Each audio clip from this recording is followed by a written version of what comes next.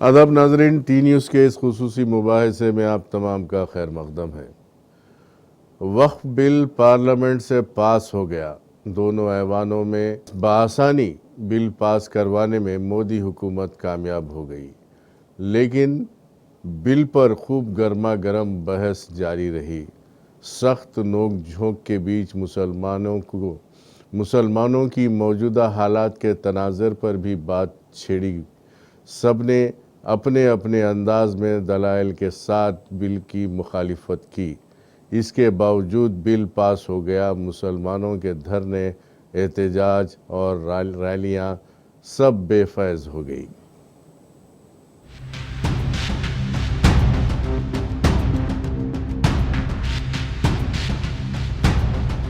हम ही को कातिल कहेगी दुनिया, हमारा ही कत्लेआम होगा।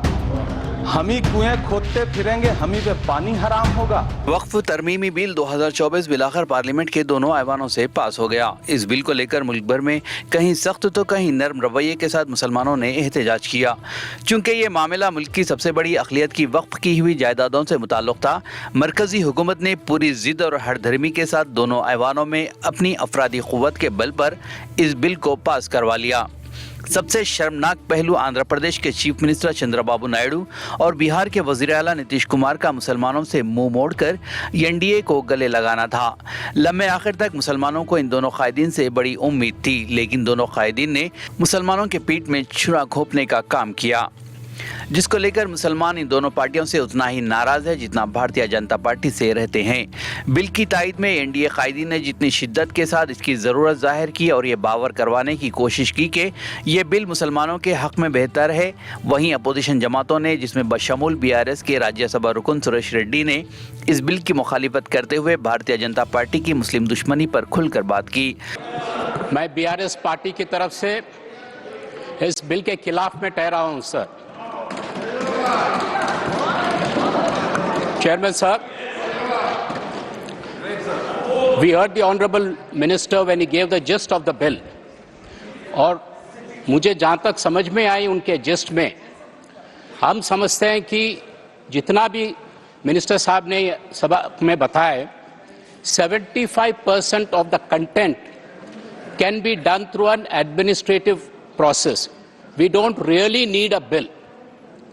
मिनिस्टर साहब आजकल इतना तकलीफ उठाए कि शायद आप इसमें से आधा तकलीफ आप देश में 4 अलग अलग प्रांतों में, साउथ में, ईस्ट में, वेस्ट में, नॉर्थ में, आप उधर के वक्फ बोर्ड के मेंबर्स को, उधर के जो स्टेक होल्डर्स है, आप उनको बुला के आप उनसे शायद एक छोटा सा मीटिंग करके बताना चाहिए था कि भाई वक़्फ़ में ये चेंजेस की ज़रूरत है, आपको कंप्यूटराइजेशन की ज़रूरत है या नहीं तो फर्दर रिफॉर्म्स की ज़रूरत है, आपको कुछ सहायता चाहिए तो हम देने को तैयार है, एक्सपर्टाइज चाहिए, आपको इतने लाखों ज़मीन है मगर फ़ायदा सिर्फ 100 करोड़ आ रही है, हमारे पास व्यापारी का एक्सपर्टाइज है, हम आपको दिला सकते हैं, तो उससे आपके ऊपर भरोसा आ सकता है सर। इस बिल के नुकसानात और मनफी पहलुओं को नुमाया करते हुए ये अंदेशा जाहिर किया कि मोदी हुकूमत मुल्क को जमहूरियत के रास्ते से हटा रही है, जो कि मुल्क के लिए बहुत बड़ा नुकसान का सबब बन सकती है।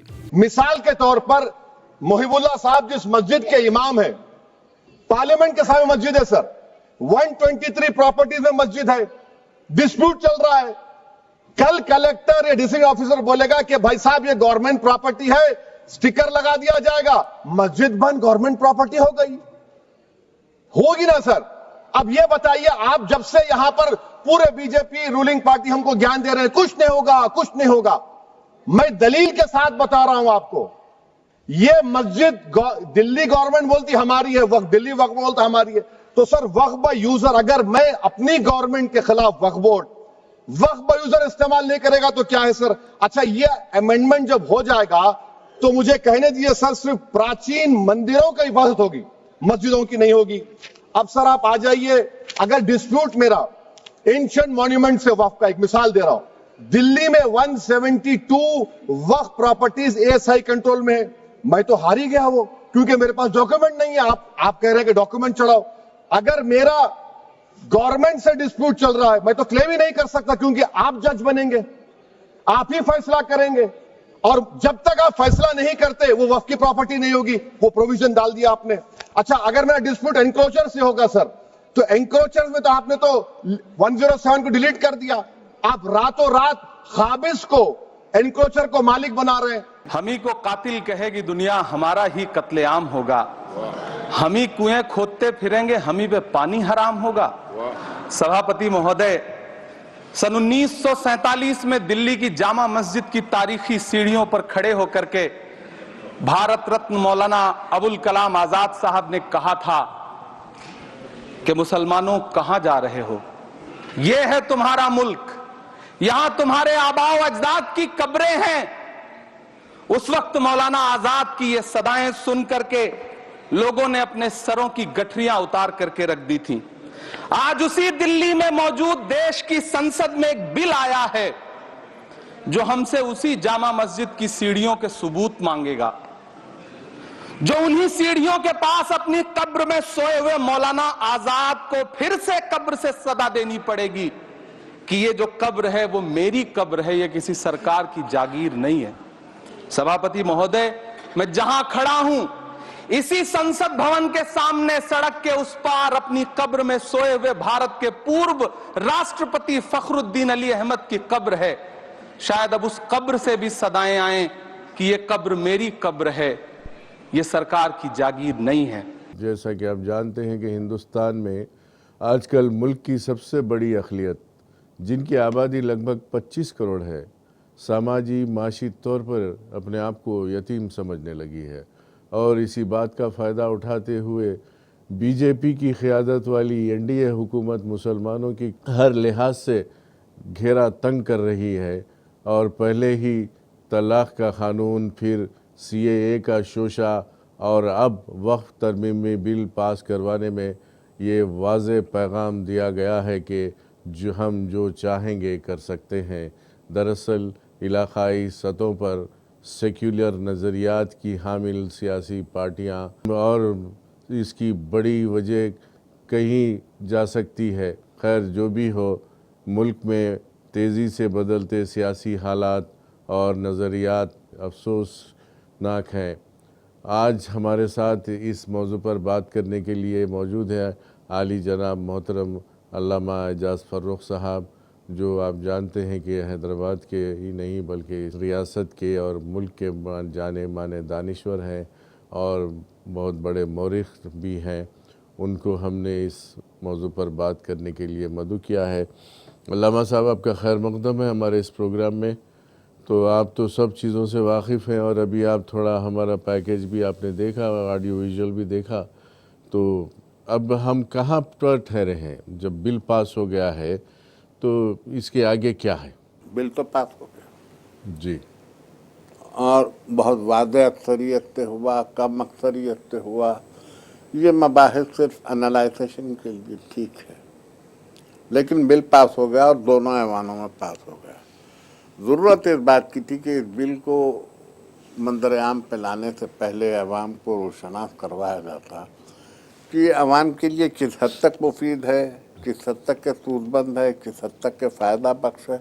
ऐसा तो कुछ हुआ नहीं, ना हुकूमत ने किया ना। लेकिन एक जॉइंट पार्लियामेंट्री कमेटी भी कायम हुई थी जिसमें जो है मुख्तलिफ रियासतों का दौरा किया था। उस कमेटी ने मुख्तलिफ लोगों से राय भी हासिल की थी।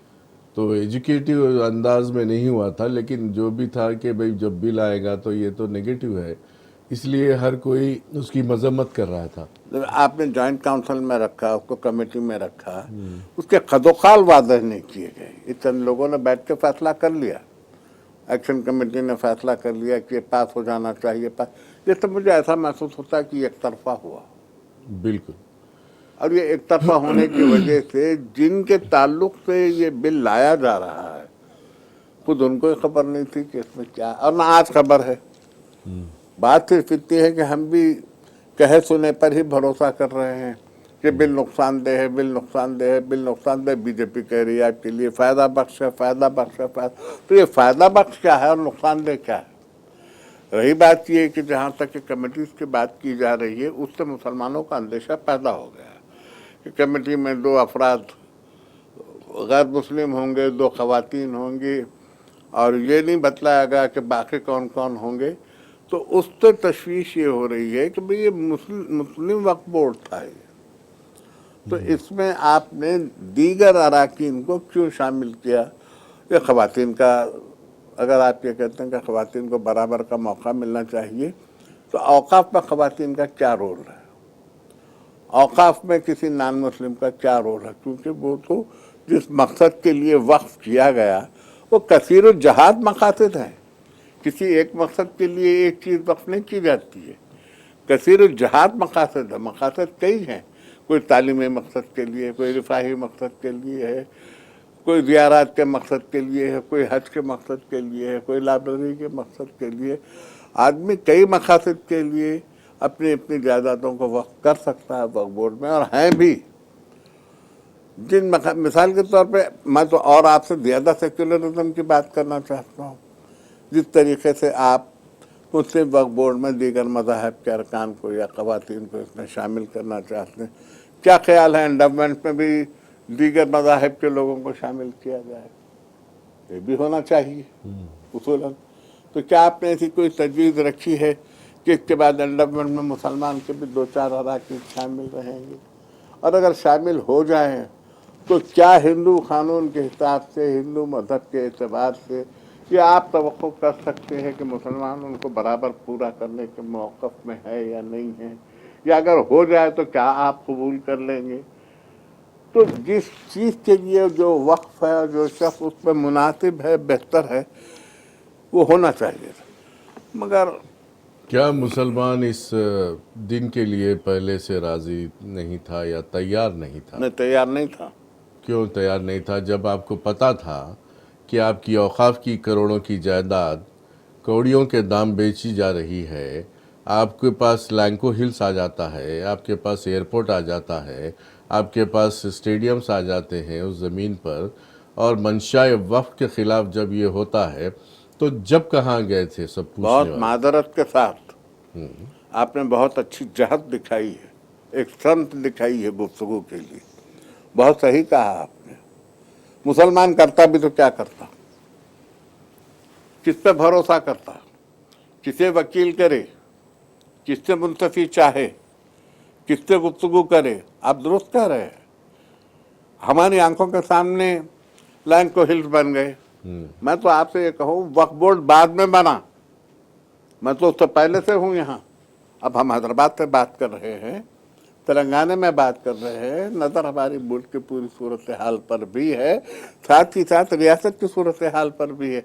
आपने जिस लैंको हिल का तस्करा किया वो यही है, और काफ़ी ज़मीन पर है, फलक बोस इमारतें हैं।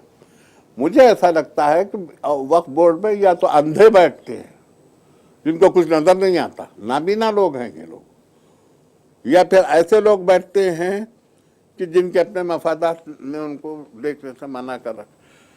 राजगोपाल की इबारतें कोई एक दिन में तामीर नहीं हुई, एक हफ्ते में तामीर नहीं हुई, तो वक्फ बोर्ड कहाँ था इस असला में जब वो इमारतें तामीर? एक चीज़ अल्लामा साहब, अभी जो है कहा जा रहा है कि कांग्रेस पार्टी ने जो है इस बिल की मुखालिफत की। चलो ठीक है, देखें, हमने टीवी में भी देखा है जी, लेकिन कांग्रेस पार्टी के कायद ना तो राहुल गांधी, ना प्रियंका गांधी, ना सोनिया गांधी इस मौजू पर बात करते हुए पार्लियामेंट में नजर आए।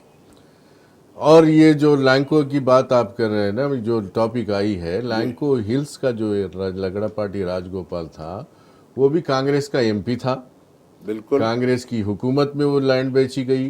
जी, अब कांग्रेस की हुकूमत में लैंड बेची गई, कांग्रेस की हुकूमत में सौदा हुआ, लैंको राजगोपाल उसके ऊपर बिल्डिंगें खड़ा करता है और रिलायंस वालों को बेच के चला जाता है, तो फिर अब आप दूसरे दरवाजे से आके आप मुखालिफत करते हैं, तो ये क्या है? तो आप यही समझ सकते हैं कि आज औकाफ के इस बिल पर एहतजाजी तौर पर गुफ्तगू नहीं करने की वजह शायद ये भी हो उन लोगों की कि गुज़िश्ता में जो कुछ भी हुआ खुद कांग्रेस में भी तो हुआ।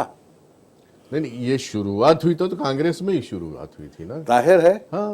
भाई अब सबसे पहले 1947 से देखिए, लैंको हिल्स हो या हुसैन शाह वली की ज़मीन हो, ये मंजर आम पर लाने वाले तो के चंद्रशेखर राव साहब हैं।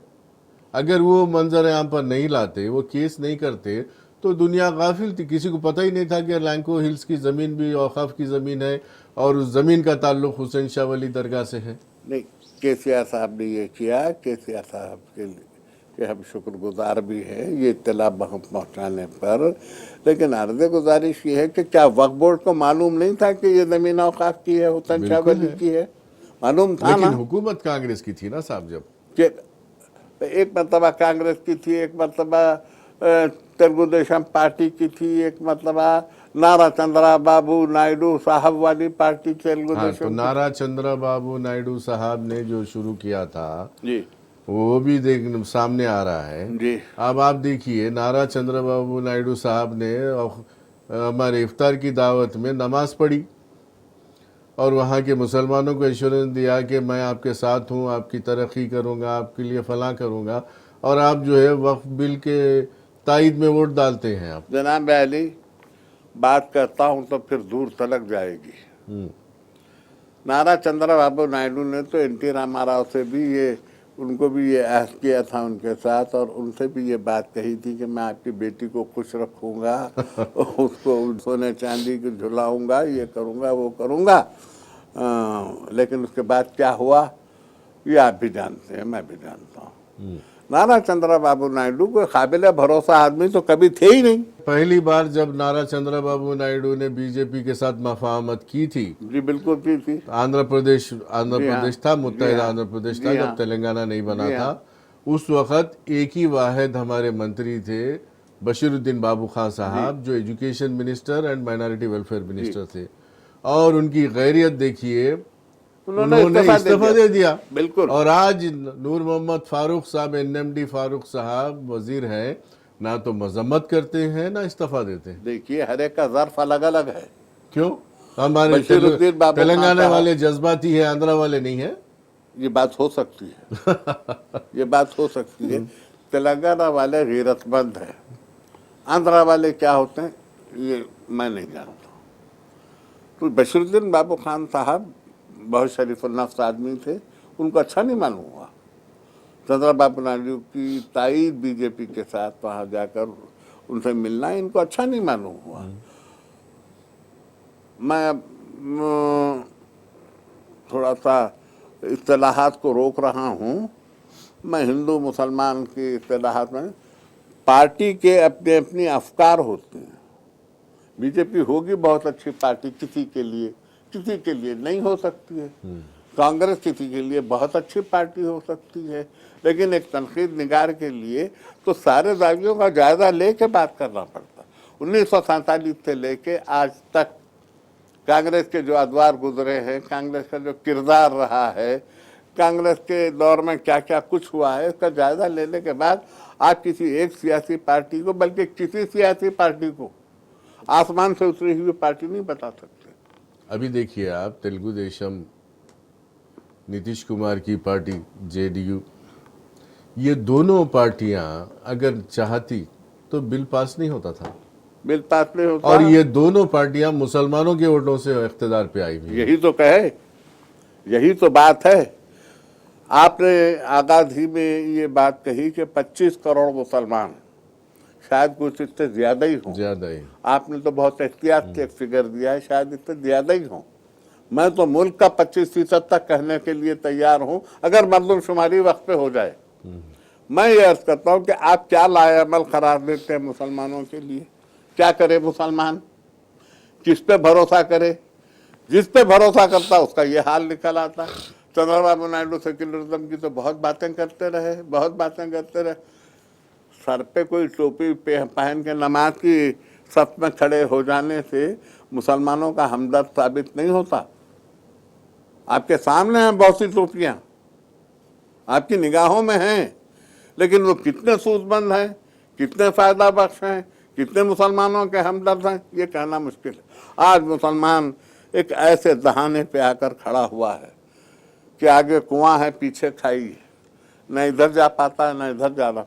अभी मैं आप ही के इस प्रोग्राम के आगाज में ये सुन रहा था, मैं बल्कि देख रहा था कि मौलाना अबुल कलाम आज़ाद ने जामा मस्जिद की सीढ़ियों पर 1945 में खड़े होकर कहा, दूसरी सरहद के उस पार मत जाओ, मुसलमानों का खिताब करते हो। जी ये तुम्हारा वतन है, यहाँ तुम्हारे बाप दादा की हड्डियां गड़ी हुई हैं, ये तुम्हारा अपना वतन है। तकलीफ करने वाले कह रहे थे कि लोगों ने अपनी गठरियां सरों से उतार के रख दी। ये बात सही है, ये बात बिल्कुल सही है। ये उनका तो ये कहा हुआ है, हमारा तो ये देखा हुआ है, हमने ये मंजर देखा हुआ है। और जो हिंदुस्तान में रह रहा है सिर्फ हिंदुस्तान के लिए रह रहा है, किसी मफाद के लिए नहीं रह रहा है। लेकिन ये कैसे सियासतदानों को समझाया जाए कि इस मिल्लत के मजलूम को और मजलूम मत करो और गरीब मत करो, तुम्हारे तो पेट भर चुके, तुम्हारे तो महल बन चुके, लेकिन और गरीब मत करो। आज इस मौक़िफ़ में है मुसलमान कि वो हाशिए पे खड़ा है, मार्जिन पे, बीच का मतन कोई और है, हाशिए पे मुसलमान खड़ा हुआ है। इसकी जिम्मेदारी किस पे है? मैं आवाम से खुद भी ये जानना चाहता हूँ कि इसकी किस पे जिम्मेदारी है। लम्हा साहब, जी, मैं बोलूँगा कि ये वक्फ की ज़मीन है, जी, आप कलेक्टर हैं, जी क्या फैसला करते हैं? जनाब, बहुत अच्छा सवाल है ये और बहुत वजाहत तलब सवाल है ये। बात दरअसल ये है कि आप एक मरतबा हिंदुस्तान के मंजरनामे को देखिए। 1947 में मुल्क आज़ाद हुआ, जागीरदाराना निज़ाम था हमारे पास। उसके बाद इंतज़ाम जागीर का फैसला हुआ, अवामी हुकूमत। तो जागीरदारों ने खुद अपनी ही ज़मीन नहीं बचाई, बाकी ज़मीनों का। और ज़मीन क्या थी? कौड़ियों के मोल थी, कौड़ियों के मोल ज़मीन थी, कोई आज की तरह नहीं थी। तो उन्होंने ये किया कि जिनके पास ज़मीनें फाजिल थी, उन्होंने ये किया कि मस्जिदों के नाम, आशुर खानों के नाम, और दूर क्यों जाइए, खुद हुक्मरानों ने ये किया। हैदराबाद की हद तक के मैं ये कहूँ कि गांव-गांव अगर आशुर खाना है तो निज़ाम ने गांव-गांव उस आशुर खाने के तहत अरादी ज़मीन वक्फ कर दी। उस आशुर खाने का रिकॉर्ड नहीं है मेरे पास। आपके पास नहीं है ना? तो अब कलेक्टर आप है। आप हैं कलेक्टर। अच्छा, मैं हूँ। मेरे पास आशुर खाना है जी, उसकी रिकॉर्ड नहीं है मेरे पास। नहीं, आपके पास नहीं होना चाहिए, ये रिकॉर्ड होना चाहिए औकाफ के पास। औकाफ के पास भी नहीं है, इसको एक क्योंकि निज़ाम सरकार ने हमारे पुरखों को किसी को दे दिया था इनाम। ऐसा नहीं दिया निज़ाम सरकार ने, लिखा पड़ी तो जो मुझे दिया कागज नहीं, पे लिख के दिया निज़ाम था। का एक महकमा था उमूर मजहबी, उसमें था। लेकिन जहाँ जहाँ मसला पैदा हुआ ये वो नहीं है, वो ज़मीन अपनी जगह पे है, उमूर मजहबी अपनी जगह पे है। मसला यहाँ पैदा हुआ कि रियासत में एक डिपार्टमेंट है, survey and settlement and land record, जो ज़मीनों की पैमाइश करके उसके पट्टे उनके नाम पे डाल देता है। जब सर्वे एंड लैंड रिकॉर्ड्स वालों ने ये किया तो उस वक्त जो ज़मीन उफ्तादा थी, खाली थी, उसको लिखा सरकारी। अब उस उफ्तादा और खाली ज़मीन जो आशुर खाने के तहत थी, उस पर तो या लिखा इनाम या लिखा सरकारी। अब जब सरकारी लिख दिया गया तो जिस वक्त वक्फ बोर्ड को ये चाहिए था कि वो इसकी इस्लाह करता, लेकिन वक्फ बोर्ड ने इस्लाह नहीं की। नतीजा ये हुआ कलेक्टर की नज़र में वो सरकारी है, वक्फ बोर्ड की नज़र में वो औकाफी है। ये आप राजीव गांधी इंटरनेशनल एयरपोर्ट का हिसाब ले लीजिए, वो ज़मीन बाबा शरफुद्दीन की पहाड़ी की ज़मीन है, ये वक्फ बोर्ड का ख्याल है, लेकिन कलेक्टर की नज़र में वो सरकारी ज़मीन है, मामड़पल्ली की ज़मीन है वो। तो इसके जिम्मेदार तो वक्फ बोर्ड रहा ना, और क्या नहीं किया। आज वक्फ बोर्ड के मौक़िफ़ को देखिए तो आपको पता ही चलेगा कि गुज़िश्ता वक्फ बोर्ड ने क्या नहीं किया। अगर एक के लिए, बचाने के लिए या खपाने के लिए? खपाने के लिए। और किस किस की सरपरस्ती में हुआ? अब आपने जितनी सियासी पार्टियों का नाम लिया, सबकी सरपरस्ती में हुआ ये खेल, सबकी सरपरस्ती में हुआ ये खेल। आज के दिन मसला ये है कि मुसलमान करे क्या, क्या करे? मुसलमान तो सिर्फ सुबह से उदास खड़ा हुआ है। ये पहली उदासी नहीं है। आज सारे मुल्क में एहतजाजी मुजाहरे चल रहे हैं। एनआरसी में भी हुए, सीएए में भी हुए, बिल पास होने के बाद हासिल क्या है एहतजाजी मुजाहरों का। और कुछ लोग सुप्रीम कोर्ट भी गए हैं। हाँ, ये तो सुनने में आया है, शायद शाम तक की या कल तक की खबर में मालूम हो जाएगा कि कौन सुप्रीम कोर्ट गए हैं। सुप्रीम कोर्ट का हवाला मैं हमारे पास अदालत के सिवा और चारा भी क्या रह जाता है। अब नीतीश कुमार की पार्टी में देखिए साहब, जब जैसे दो बड़े लोग दिग्गज जी, कासिम अंसारी हाँ, उन्होंने शायद आज इस्तीफा रिजाइन दिया किया, गुलाम रसूल जी, उन्होंने रिजाइन किया, जी, आरएलडी में 4 लोगों ने रिजाइन किया, 4 बड़े मुसलमान लीडरों ने रिजाइन किया। तो इसका कुछ असर पड़ेगा पार्टियों पर? नहीं, हाँ, पार्टियों पे तो असर पड़ेगा,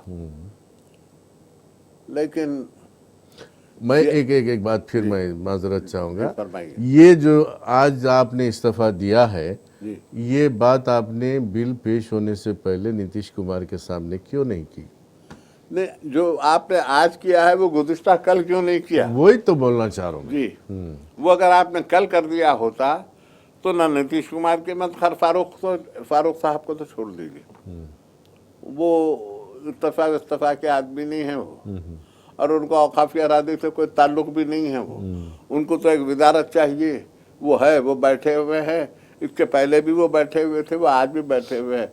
दरअसल वो चंद्रबाबू नायडू के बहुत ज़्यादा सोहबत में रहे हैं, तो उनके जो कैफियत है वो इनमें भी सराहते हैं, उसको छोड़ दीजिए आप। लेकिन अगर ये इस्तीफा नीतीश कुमार के पार्टी के और आरएलडी के लोग अगर ये इस्तीफा पहले दे देते तो नीतीश कुमार खुद लड़क जाते। और अगर आज इन दोनों ने जो दगा की है, ये दगा मुसलमान याद भी तो रखें, मुसलमानों का तो हाफिजा भी कमजोर है। अब देखिए टीआरएस यानी कि बीआरएस जो है, अब बदकिस्मती से एक भी लोकसभा एमपी नहीं है उनका, जी, 4 राज्यसभा में है, जी, लेकिन गरजदार तरीके से उन्होंने एहतजाज किया हाँ, उन्होंने किया है। और मुखालिफत में वोट दिया, जी, चारों के चारों ने। आपके तेलंगाना में कांग्रेस के 8 एमपी हैं, जी, कांग्रेस के 8 एमपी जी, हैं, लोकसभा की बात कर रहा हूँ मैं, जी, और बीजेपी के 8 हैं। जी, तो बहरहाल वो 8 एमपीज ने मुखालिफत की, वो ये 8 आपने एमपीज ने तायद तायद की, जी, और रह गए एक असदुद्दीन साहब, जी, उन्होंने भी मुखालिफत की। जी, लेकिन आपके पास जब एक रियासत से इतनी बड़ी तादाद है 8 एमपीज की, उसमें से कोई भी एक एमपी से बात कराने के लिए आपने नहीं कहा, पार्लियामेंट में बात करने के लिए नहीं कहा। Imran Pratapgarhi the junior most member of parliament है आज, जी, उन्होंने आवाज़ उठाई, जी, उनको जो है बात करने के लिए राज्यसभा में कहा गया, उन्होंने ज़बरदस्त तकरीर की। क्यों भाई, सीनियर्स क्या गए, कहाँ गए? करना चाहिए था, करना चाहिए था। हाँ, बिल्कुल करना चाहिए क्यों, था। मुसलमानों का इशू है तो मुसलमान ही बात करेगा क्या? आप तो मुसलमानों के वोटों से आते हैं ना। नहीं, मगर मैं इस पे कह रहा हूँ, आप लोकसभा में अखिलेश यादव ने मुखालफत की, खड़े होकर मुखालफत की, ए राजा ने मुखालफत की, खड़े होकर मुखालफत की, कन्नी मोड़ी ने मुखालफत की, खड़े होकर मुखालफत की। तो मैं इस तरह से आपको कहना चाहता हूँ कि हिंदुस्तान में सेक्युलरिज्म पूरी तरह मारा नहीं है, जी हाँ, जिंदा है सेक्युलरिज्म। और हम अगर खुद को थोड़ा सा बदल दें और ये देखें कि हमारी क़यादत कैसी होनी चाहिए, क़यादत को क्या होना चाहिए, तो मुसलमान क़यादत से कहें कि हम ये चाहते हैं, क़यादत कुछ नहीं कर सकती। हर क़यादत को देख लिया हमने, ये सब अपने अपने मफाद की क़यादतें हैं। मुसलमान अगर ज़िंदा रहना चाहते हैं और बावकार ज़िंदगी चाहते हैं तो क़यादतों को बदलें। इससे पहले कि आप किसी वक्फे का ऐलान करें, मैं नाज़रीन से ये कहना चाहता हूँ कि इस बिल के साथ साथ एक और बात भी हुई है, वो ये कि और हिस्सों में मुसलमानों को तकसीम किया गया। बेशक।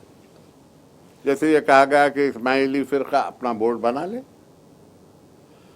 बवाहिर का फ़िरका, भौरे जिसे कहते हैं आप, उनसे कहा गया आप अपना बोर्ड बना लें, शियों से कहा गया आप अपना बोर्ड बना लें।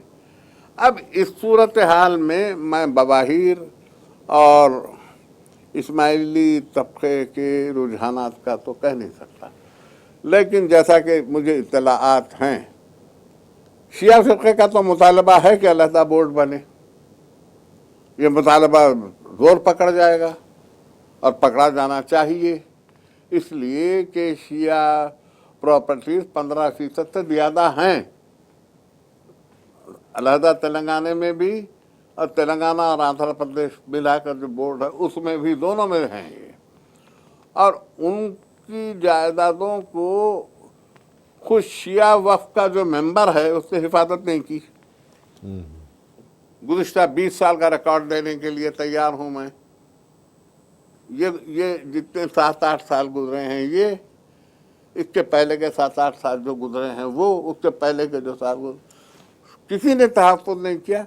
नतीजतन औक़ाफ़ी ज़मीनों पर बहुत सारे हिंदू अक़ायद के स्ट्रक्चर्स कायम हैं, तो नतीजतन उनको तकलीफ तो हो रही होगी। तो ये भी हुआ। इस सारे मनाज़र के पस मंज़र में हम ये कैसे कह सकते हैं कि पिछले औक़ाफ़ ने सही तौर पर काम किया है? ये सही है कि ये वक्फ बिल क्या कर सकता है और क्या नहीं कर सकता, ये वाज़ेह नहीं हो रहा है। लेकिन ये कि मुसलमानों से उनकी जायदादों को छीनने के लिए एक तुंद और तेज हथियार हुकूमत के हाथ में है। जमीयतुल उलमा जो शुरू से वो लोग कांग्रेस की तायद में रहते हैं हमेशा। पहली बार उनका एक स्टेटमेंट आया है आज, केरला से आया जी। वो मजम्मत कर रहे थे, बिल की तो मजम्मत करेंगे, लेकिन उन लोगों ने क्रिटिसाइज़ किया है, मजम्मत किया है कि राहुल गांधी या प्रियंका गांधी या सोनिया गांधी ने आज बात नहीं की इस बिल के बारे में पार्लियामेंट में, उनको बात करना चाहिए था। और वायनाड जो कॉन्स्टिट्यूंसी है जहाँ से राहुल गांधी जीते थे पहले, और वहाँ से प्रियंका गांधी भी अब ठहर कर जीती हैं, वायनाड में अच्छी खासी तादाद है मुसलमानों की, और मुसलमानों के वोटों से ही वो भाई बहन दोनों जीत के आए थे। तो वहीं से जो है केरला से ये बात उठी है। केरला के तो आप जानते हैं कितने सेक्युलर लोग होते हैं वहाँ। बहुत ज़्यादा। अगर उन्होंने कांग्रेस पे तनकीद की है तो वो तनकीद जायज़ है, लेकिन मैं आपसे ये कहता हूँ सबको तनकीद करना चाहिए, सिर्फ उनको ही क्यों करना चाहिए? तनकीद तो करना चाहिए, तनकीद का हक तो है। क्या ये बिल मुसलमानों को नुकसान पहुंचाने के लिए नहीं है या है? ये दो में से एक बात तय होनी चाहिए। अगर नहीं है, कांग्रेस समझ रही है, तो फिर ठीक है, फिर अच्छा क्या है? और अगर मुसलमानों के लिए नुकसानदेह है तो आपने आवाज़ क्यों नहीं उठाई? या तो आप और बीजेपी एक सिक्के के दो रुख हैं, या फिर अगर आपका चेहरा अलग है और आपने सेक्युलरिज्म का एक नकाब पहन रखा है तो आवाज़ क्यों नहीं उठाई आज? अब हमारे पास तो मशहूर है तेलंगाना में छोटे भाई बड़े भाई का माना। अरे साहब, ये छोटे भाई बड़े भाई, मामू भांजे चचा भतीजे, ये इस्तिलाहात तो आम हैं सियासत में, लेकिन हकीकत ये है कि बहुत कम फर्क मुझे दिखाई देता है। तो बीजेपी ने ज़्यादतियाँ ज़्यादा की हैं कम वक्फे में, लेकिन कांग्रेस की ज़्यादतियाँ बड़े वक्फे में कुछ कम नहीं हैं।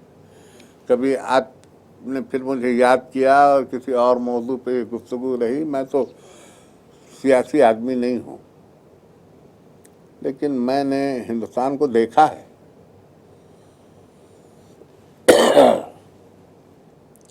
82 बरस पहले गुजर गए। मैं तो हिंदुस्तान की आज़ादी से 5 बरस पहले पैदा हुआ था। तो इस हिसाब से कांग्रेस के दौर में जितना नुकसान पहुंचा, ज़रा धीमे पहुंचा, तो दर्द आहिस्ता आहिस्ता सीने में उतर रहा है। बीजेपी ज़रा तेज वार कर रही है, आह निकल जाती है ज़बान से। अब मुसलमानों का मसला तो ये है कि हम आह भी करते हैं तो हो जाते हैं बदनाम, वो कत्ल भी करते हैं तो चर्चा नहीं होता। ये कत्ल आम ही तो है कि अब मुसलमानों से उनकी जायदादों के हुकूक जो वक्फ के हैं, बाप दादा ने छोड़ी थी मुसलमानों के वक्फ के लिए, वो भी छीन ली। लेकिन आपका कहना भी ये सही है कि गुज़िश्ता या आज तक के भी जो वक्फ बोर्ड रहे हैं, इन्होंने कब दियानत से काम लिया? इन्होंने कब लिया दिया? एक किस्सा मुझे याद है, टिमरिस जो तेलंगाना माइनॉरिटी रेजिडेंशियल स्कूल्स हैं, जो अक़लियती तालीमी इदारे, जी अक़लियती बच्चों के हाँ, लिए, टिमरी था ना। उसका एक किस्सा मेरे को याद है। बहरहाल मैं हुकूमत का जिक्र नहीं करूँगा। एक किसी ने सजेस्ट किया कि भाई इतनी औकाफी ज़मीन आपके पास है, क्यों ना आप एक एक स्कूल को जो है 25-25 एकड़ दे देते। तो उस पर जो है बात आई मंशाए वक्फ। जनाब अली बहुत अच्छी बहस छेड़ी आपने और बड़ महल छेड़ी। देखिए, उस्मानिया यूनिवर्सिटी जब कायम हुई उसका एक सिलेबस था। क्या आज आप वही सिलेबस पढ़ा रहे हैं? आज बहुत एडवांस हो गई दुनिया। बिल्कुल। आज तो कोई चीज़ कलम से नहीं लिखी जा रही, जो कुछ हो रहा है कंप्यूटर पे हो रहा है। आज जनरेशन बदल गई, सिलेबस बदल गया, दुनिया बदल गई, एक हो गई। और आप आगे मंशाए वक्फ को लिए पीट रहे हैं, ये नौबत का वक्फ, ये नकारे का वक्फ। तो क्या मंशाए वक्फ में ये था कि लैंको हिल्स को बेचा जाए? नहीं, वैसा नहीं कह रहा हूँ मैं आपको। मैं वैसा नहीं कह, लेकिन मंशाए वक्फ में बराए ऊदोगुल रहे और आज ऊदोगुल की ज़रूरत नहीं है। तो आज मुसलमानों के मसाइल को गौर करते हुए वो हजरात जो दर्दमंद दिल रखते हैं और जो फ़हमो ज़का रखते हैं, जो आला अफकार के हामिल हैं, जो देवर तालीम से आरास्ता हैं, जो तहज़ीब व तमद्दुन से वाकिफ़ हैं, उन सब को बिठा के मुशावरत के साथ बराए मेहरबानी मंशाए वक्फ को थोड़ा सा तब्दील कर दे तो कोई आसमान नहीं टूट पड़ेगा। ये रज़ाक मंदिर का मंशाए वक्फ है, लाइब्रेरी की आनत 10 फुट बाय 10 फुट के कमरे में 50 किताबें रख के मंशाए वक्फ की तकमील की जा रही, बाकी पूरी बिल्डिंग को तिजारती अगराज के लिए दे दिया गया। ये है मंशाए वक्फ की तकमील। जहाँ पे हज हाउस खड़ा है, जहाँ हज हाउस खड़ा है, भाई कम से कम आप हज को जाने वालों के लिए ये आनत कर देते, कम से कम कह रहा हूँ मैं। या बच्चों की तालीम के लिए किताबें दे देते हैं, सरकारी किताबें तो सस्ती हैं, उनको दे देते हैं। एक मेरे एक गैर मुस्लिम दोस्त ने कहा, डिस्कशन से पहले मैं उनसे बात कर रहा था, अब इतनी डिस्कशन हो रही, इतना वो हो रहा, आपके पास हज़ारों एकड़ ज़मीन पड़ी हुई थी और सबसे ज़्यादा गुर्बत मुसलमानों में है। बेशक। तो तब आपके लोगों ने ये क्यों नहीं किया कि एक एक को 70 गज़, एक को 100 गज़ ऐसा दे के हर राशन कार्ड वाले को दे देते, तो आज आपकी ज़मीन भी महफूज हो जाती और ये नौबत भी नहीं आती। जनाब, आपका पहला हिस्सा तो मुकम्मल हुआ।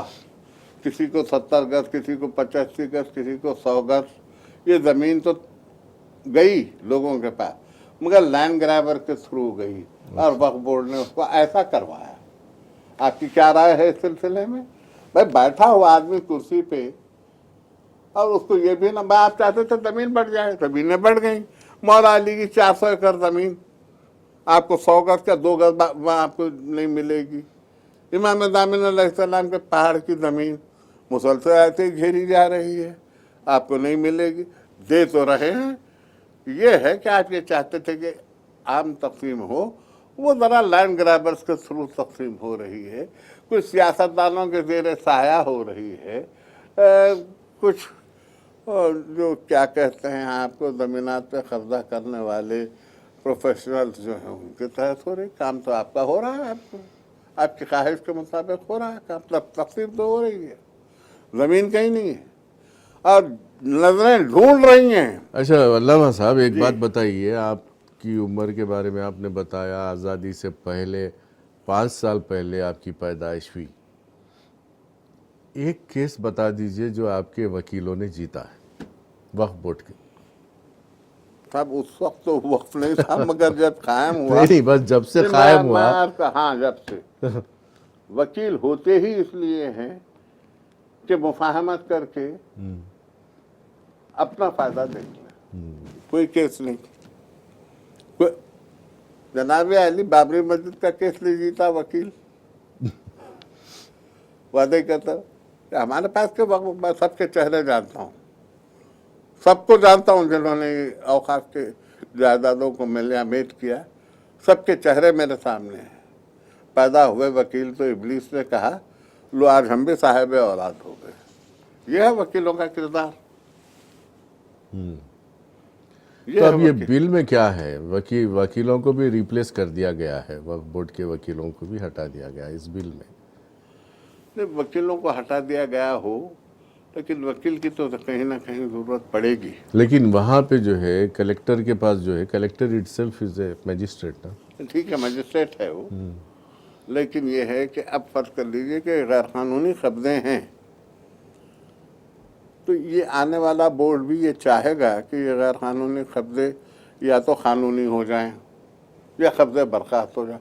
मैं दूर क्यों जाइए, ये हमारे बहुत बड़े ताजर हैं, रिलायंस के क्या नाम है उनका, मेरा हाफिजा कम वक्त दईफ हो गया, मुझे अब नाम याद नहीं रहा।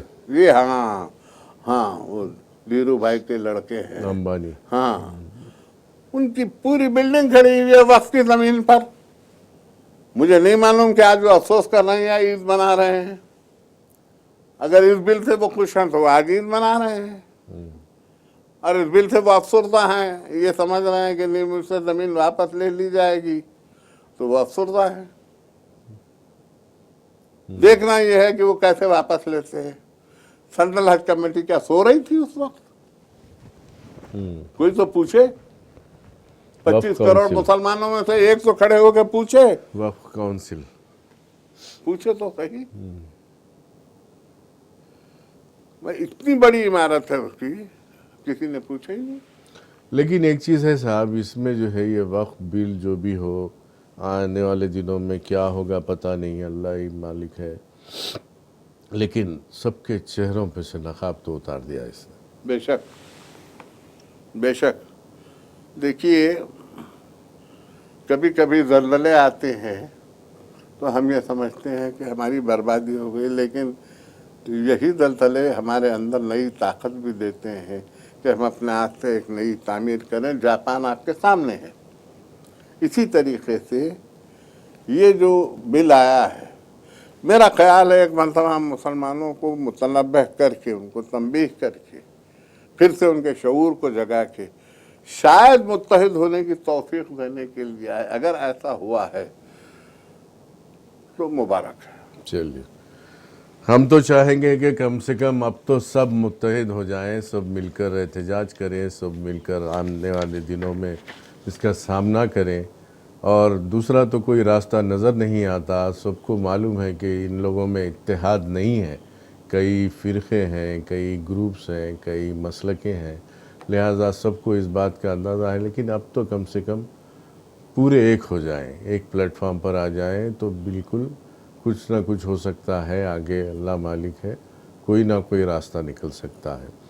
तो नाज़रीन, अब दीजिए इजाज़त क़य्यूम अनवर को, और मैं आपकी तरफ से, टी न्यूज़ की तरफ से अल्लामा एजाज़ फ़र्रुख साहब का तहे दिल से शुक्रिया अदा करता हूँ, जिन्होंने अपनी मसरूफ़ियत के बावजूद इतना वक्त दिया और बहुत अच्छी बातें बताई वक्त के सिलसिले में। जो तरमीमी बिल है वो क्यों लाया गया है, उससे नुकसान किसको है, फ़ायदा किसको है। अभी आप लोगों के पास सब सारे सवालात के जवाब तो आ गए होंगे।